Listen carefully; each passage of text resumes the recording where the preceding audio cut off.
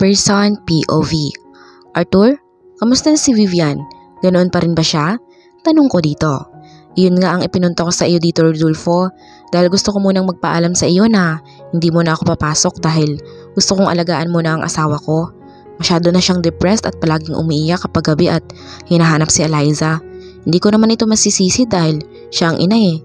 Kung masakit sa akin ang pagkawala ni Eliza, mas masakit iyon sa part ng asawa ko. May mga gabing nagigising na lamang ako kapag napansin ko na wala si Vivian sa tabi ko. Natagpuan ko na lang ito sa silid ni Eliza, yakap-yakap ang picture frame ng anak namin at umiiyak. Awang-awa na ako sa kalagayan ng asawa ko. At nitong nakaraan lang, kinakailangan niyang dalhin sa ospital dahil hindi na ito kumakain. Umiiyak na lamang ito. Mahabang wika nito sa akin. Sa narinig ay parang nakonsensya pa ako dahil kinonsinti ko ang anak ko. Naaawa na din ako sa mami ni Eliza. Malaki na ang inihulog ng katawan nito dahil sa pangungulila nito sa anak. Pero ayoko munang pangunahan si Lorenzo dahil kapag ginawa ko iyon, magagalit din sa akin ang anak ko. Sige Arthur, walang problema sa akin. Alagaan mo muna si Vivian. Tutukan mo siya para gumaling na siya ng tuluyan. Wika ko na lamang dito. Salamat Rodolfo. Pasensya ka na. Sige, magpapaalam na ako para mapuntahan ko na si Vivian. Art, sandali may ibibigay ako sa'yo. Wika ko dito. Bala kong bigyan ito ng pera para matulungan ko ito. Alam ko kahit hindi sabihin ito na walang-wala na ito ngayon, alam kong nahihiya ito sa kanya. Kaya ako na lamang ang mag-o-offer nito sa kanya. Mabilis kong binigay sa kanya ang tseke. Nagtatanong din ng mga matang tiningnan ako nito. What is it? I mean, para saan ito Rodolfo? Tanong nito sa akin. Para sa iyo yan Art. Tulong ko iyan sa iyo. Wika ko dito. Naku, nag-abala ka pa. Huwag na Rodolfo. Meron pa naman akong gagamiting pera para sa pagpapagamot ni Vivian. Tanggi nitong wika sa akin. Tanggapin mo na. Kakailanganin mo rin yan. Sige na, para sa'yo talaga yan. Wika ko dito, saka ko ito pilit na ibinigay dito. Salamat dito Rodolfo. Hayaan mo mababayaran ko rin itong tulong mo sa amin. Sige na ha, mauna na ako. Saad nito sa akin. Sige, mag-iingat ka. Ngiting wika ko dito. Sinadya pala talaga ako nito para personal na magpaalam ito sa akin na aalagaan daw nito ang asawa. Kaya mabilis naman akong pumayag sa pakiusap nito sa akin. Wala pang 15 minutos nang dumating si Lorenzo sa opisina ko. Dad, I need your help. Bunga nitong wika sa akin. Yes, what is it? Maupo ka muna Lorenzo. Wika ko dito. Dad, gusto ko na pong umuwi kami ni Eliza dito para matutukan siya ng isang doktor. Wika nito sa akin. Bakit? Nagkasakit pa siya? Tanong ko dito. Wala naman daddy. Buntis ho kasi siya. What? Talaga? Magkakaapo na ako niyan iho. Gulat kong tanong dito. Hindi ko mapigilang huwag maging masaya dahil sa narinig kong magandang balita dito. Yes dad, kaya tulungan niyo po ako. Gusto ko pong hanapan ninyo ako ng magiging bahay. Anak, di ba okay naman ang bahay ninyo ng mami mo? Ayaw mo bang doon tumira kasama ng pamilya mo? Tanong ko dito. Gusto ko pa sana daddy pero baka ayaw ni Eliza. Wika nito sa akin. Try to ask her son. Kailangan mo ding malaman ang panig niya. Kasi base sa pagkakakilala ko sa batang iyon, masyadong mabait at mababa ang loob. Kaya nga bagay sa kanyang maging isang doktor. Saad ko dito. Talaga po? Tingin ninyo papayag siya? Wika nito sa akin. Yes naman iho. Kaya subukan mo siyang tanungin kung gusto ba niya o ayaw niya. Iisa lang naman ang sagot niya sa iyo eh. Yes or no lang anak. Saad ko pa. Okay daddy, but before that maaari niyo ba akong samahan para bumisita sa puntod ng mami ko? Gusto ko lang pong ipaalam sa kanya na may pamilya na ako at magkakaroon na din ng apo. Saad pa nito. Sure iho, sige ba? Kailan mo ba gusto anak? Tanong ko dito. Kung pwede ho ngayon daddy kung di po kayo busy ngayon. Sabi pa nito. Hindi naman anak, actually aayain sana kitang mag-lunch ngayon pero dahil nauna ka nang dumating dito, then sige, punta muna tayo sa mami mo. Saka na lamang din tayo kakain sa labas. Wika ko dito. Nasa harap na kami ng puntod ni Marjorie. Kahit pa may edad na ito ay bakas pa rin sa mukha ng babae, ang kagandahang minsan ay nagpabilisa sa akin. Kaya ako nga ito sinudyang lasingin dahil sobrang gusto ko talaga ito. Naging empleyado ko noon ang half-sister ni Marjorie na si Miriam. Si Miriam ang bunso. Kaya noon pumunta si Marjorie sa kapatid nito na sa mismong kumpanya ko ay nakasalubong ko na ito sa labi ng kumpanya. She's too simple. Lalo na ang kagandahan nito na hindi na kailangan ng koloreta sa mukha para maging magandang tingnan. Pero hanggang crush ko lang ang babae dahil ng mga panahong iyon ay 4 years married na ako kay Sylvia na ngayon ay asawa ko nga. Kinuntsaba ko pa ang kapatid nitong si Miriam para makilala ko pa ang kapatid nito at hindi nga ako nabigo. Naging matalik kami magkaibigan ni Marjorie hanggang sa nagkaroon ako ng pagkakataon na lasingin ito. Pero bago ko pa iyon napagplanuhan ay aware na ang babae na wala kaming anak ni Sylvia at hindi din lingid sa kaalaman dito na palagi ko itong sinasabihan na gusto kong magkaanak dito. Pero hindi ito pumayag kaya nagawa ko ang bagay na iyon na kahit kailan hindi ko pinagsisihan ang magkaanak dito dahil kahit alam kong kasalanan ng nagawa kong pagtataksil sa asawa ko ay masaya pa rin ako dahil pinahihiyaan ako ng anak na maging tagapagmana ko.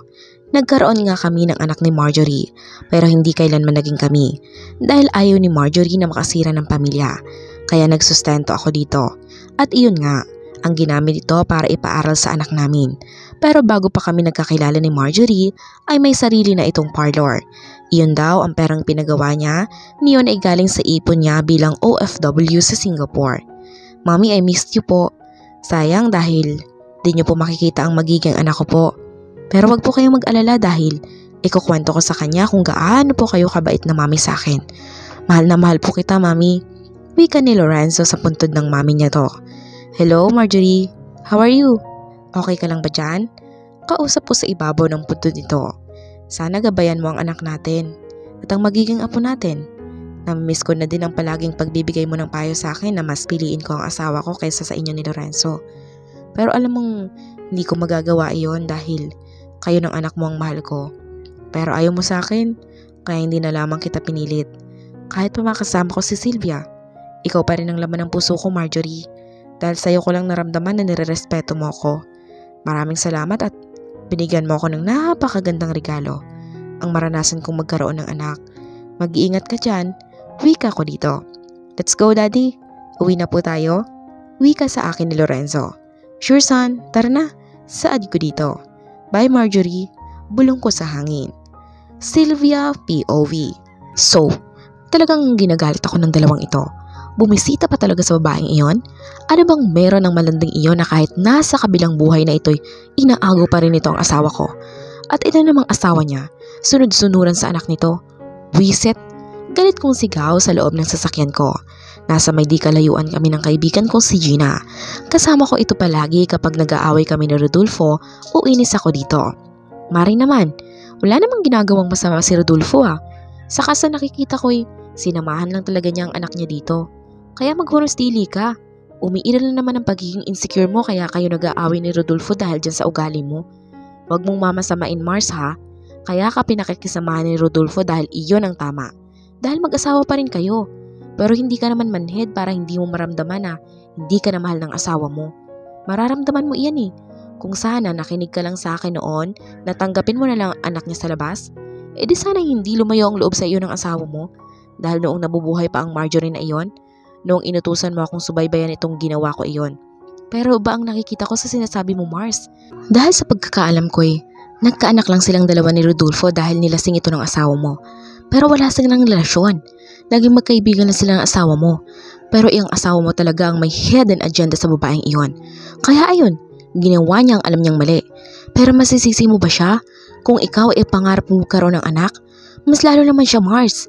Dahil gusto niya ay maiiwan siya sa mga ari-arian niya kapag dumating na ang oras na pumanaw na ito. Kaya nagtaka nga ako sa iyo kung bakit galit na galit ka sa anak nila ni Rodolfo. Gayong wala namang kasalanan si Marjorie. Wika sa akin ni Gina. Pero inagaw niya pa rin ang asawa ko, Gina. Kaya kahit nasa kabilang buhay na siya'y galit pa rin ako sa kanya. Nakasimangot na saad ko dito. Sylvia, alam mo namang kaibigan kita noon pa. Kaya makinig ka sa akin. Alam kong hindi ka ganoon kasama. At nauunawaan kita. Gusto ko lang ipaintindi sa iyo na mali ang magtanim ng galit. Lalo na at hindi ka naman talaga inagawan. Dahil base sa mga nalaman mo, nilayuan at iniwasan ni Marjorie si Rodolfo noon. Dahil alam nitong may asawa na ang lalaki. Pero may komunikasyon pa rin silang dalawa dahil may anak nga, diba? Nagsustento siya sa kanilang anak hanggang sa makatapos ito ng pag-aaral. So tama ang hinala ko, Gina. Galing sa asawa ko ang negosyo ng babaeng iyon na parlor. That's not true. Dahil sa pagkakaalam ko'y bago naging magkakilala sila Marjorie at Rodolfo ay May sarili na siyang ipon dahil nag-OFW ang babae sa Singapore noon. Kaya niya na ipagawa ng sariling parlor at iba pa niyang negosyo dahil iyon sa sarili niyang pagsisikap. Kaya kung ako sa iyo, Mars, pakitaan mo ng maganda si Lorenzo. After all, he's the only son of Rodolfo Santibanez. Kaya sa ayaw at sa gusto mo ay may karapatan si Lorenzo Santibanez sa lahat ng ari-arian ng kanyang ama dahil legal siyang anak ng asawa mo. Baka nakakalimutan mong Santibanez ang apelyadong dala niya. Saad pa ni Gina sa akin. Pero sa tuwing nakikita ko kasi ang anak ng Rodolfo sa ibang babae ay hindi ko mapigilang hindi mo galit dito. Saad ko pa dahil binalot ng insecurities at galit ang puso mo. Pero try mong tanggapin siya. Mas masaya iyon dahil may matatawag ka ng anak sa katauhan ni Lorenzo. Anyway, kamusta na pala si Eliza? Ano nang balita sa kanya? Tanong pa nito sa akin. Iyon na nga ang ikinalulungkot ko, Mars. Nangihina na ang ate ko. Nagkasakit na nga ito dahil sa pagkawala ni Eliza. Wika ko pa. What if patay na pala siya, Mars? I mean, paano kung nangyari nga iyon? Naku, mas masasaktan lalo ang ate mo niyan, Mars. Saad pa nito. But she's still hoping na sana walang nangyari na masama sa pamangkin ko. Baka dahil dyan, yan pa ang maging dahilan na wakasan ng ate ko ang buhay niya. Alam mo naman na nag-iisang anak niya si Eliza. Maski nga ako ay nasaktan ako sa pagkawala ng pamangkin namin eh. Pero anong gagawin ko? Si Ate Vivian galit sa akin. Dahil sa pamimilit ko noon na hanapin si Eliza. Pati sa gusto kong pagtulong na minamasama niya. Kaya hindi ko nalang pinilit ang sarili ko dahil alam ko namang nagkakaganon lang ito dahil sa sobrang problemado nito. Wika ko pa dito. Tama ang ginawa mo, Mars. Hayaan mo muna ang ate mo. Sige na, alis na tayo baka dumiretso ng mga iyon sa opisina. Kaya doon mo na lang sundan ng dalawa. Wika sa akin ni Gina. Tumango naman ako dito sa kami ng obrang sasakyan para pumunta sa opisina ni Rodolfo. Para pagdating ko doon ay wala raw ng asawa ko. Kaya tinanong ko ang sekretary nito. Nasaan siya? Bakit wala siya dito, miss? Tanong ko pa. Uminit na naman ang ulo ko. May lunch meeting daw sila ni Mr. Lorenzo, ma'am, sa Japanese restaurant sa Ermita po. Saad nito sa akin. Ganoon ba? Tumawag ba sa iyo ang sir mo? Tanong ko pa. Hindi ho, pero iyon ho ang bilin sa akin kanina bago ho siya umalis kanina. Saad din ito. Sige, thank you. Mabilis akong lumabas sa building. Nasa loob lang ng sasakyan si Gina. Oh, bakit sa bakol na naman yung mukha mo? Nag-away na naman ba kayo ng asawa mo? Tanong nito sa akin. Paano? Wala daw ng magaling kong asawa. Kumain daw sila sa labas ni Lorenzo. Hindi man na ako sinama. Bakit? Sa tingin mo ba gagawin ni Rodolfo na magsama kayo ng anak niya sa iisang lugar? Gayong ayaw mo makasama ang anak niya? Putol nitong wika sa akin. Pero kaya ko naman makipagplastikan sa anak niya. Wika ko pa. Talaga? Makikipagplastikan ka? Alam mo, Sylvia, pinapalala mo lang ang sitwasyon. Humugot mo na ito ng malalim na buntong hininga, saka ito nagpatuloy sa pagsasalita.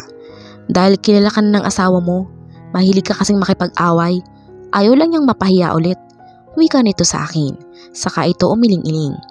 Tingin mo, ganoon na ba ako kasamang tao, Gina? Tanong ko dito. What do you think? Diba ikaw nga ang dahilan kung bakit nagpakamatay na lamang si Marjorie dahil sa mga maling paratang mo at pamamahiya mo sa kanya? Kaya hindi mo rin masisisi kung pati anak nila walang respeto sa'yo. Kasi alam naman ni Lorenzo na kahit katiting na respeto para sa mami niya ay hindi mo ginawa. Sinabi ko naman sa iyo noon, tigilan mo na si Marjorie.